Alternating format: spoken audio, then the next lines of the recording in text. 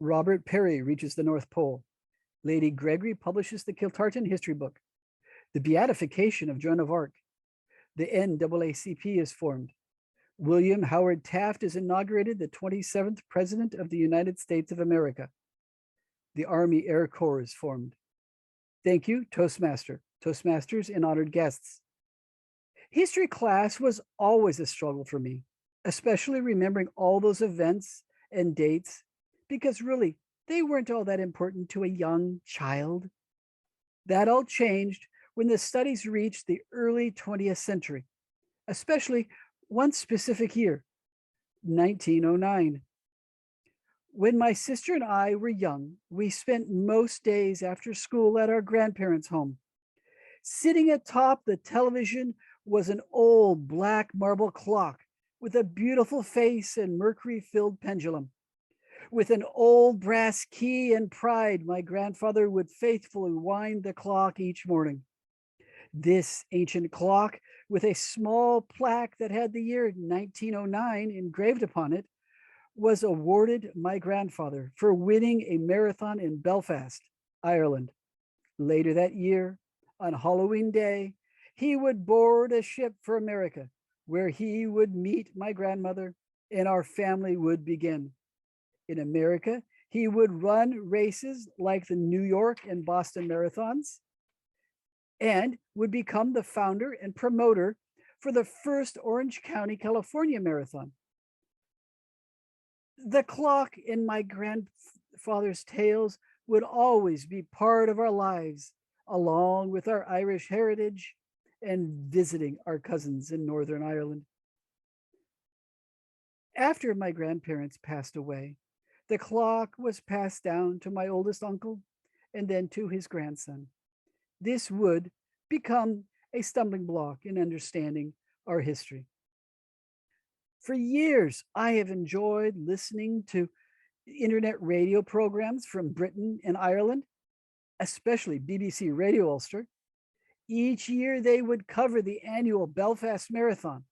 I listened with great pride, knowing my grandfather had run the same race over a century ago. Recently, I've realized something wasn't right in what they were saying. According to them, the Belfast Marathon started in 1982? No, that couldn't be right. My grandfather had won the marathon in 1909, hadn't he? Either the radio program had the information wrong, or my grandfather's stories were false. What was the truth? The website for the Belfast City Marathon proved disappointing, as the race is celebrating its 40th anniversary this year. The Belfast Telegraph turned out to be of no use.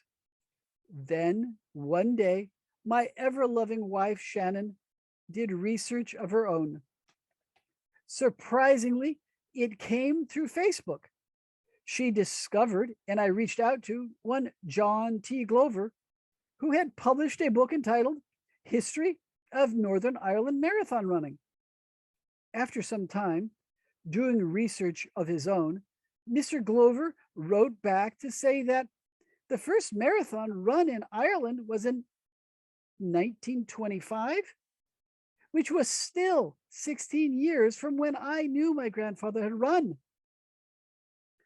With the assistance of Pierce O'Callaghan, an Irish athletic historian, they were able to track down an article from the Belfast newsletter, which had ceased publication in 1938, that described the events of an April day in 1909. The annual sports under the auspices of the Ulster Cricket Club, held at Ballinafay yesterday afternoon, were to some extent spoiled by weather. Early in the morning, it looked as if a postponement would be inevitable owing to rain. But the climatic conditions, with the true April inconsistency, afterwards improved. And when the starting time was due, the pretty grounds of the club were bathed in sunshine. The principal event of the program was undoubtedly that termed the Ulster Marathon Race.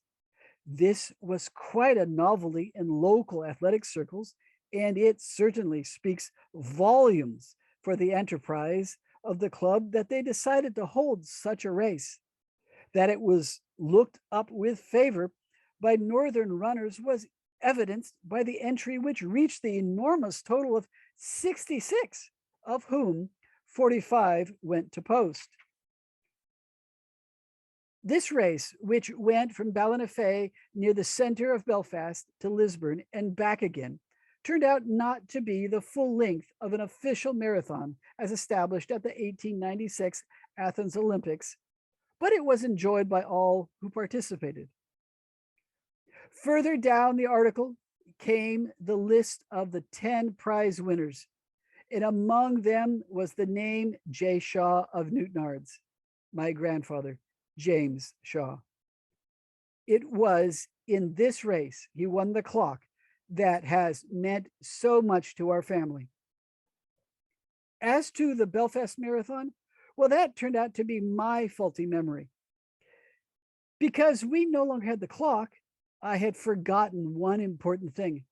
On the plaque, we saw every day as children that taught us to appreciate the year 1909 were other important words. Won by J. Shaw, first place, Ulster Marathon, Belfast, 1909. It was the Ulster Marathon that made the history of 1909 so important to us. Thank you.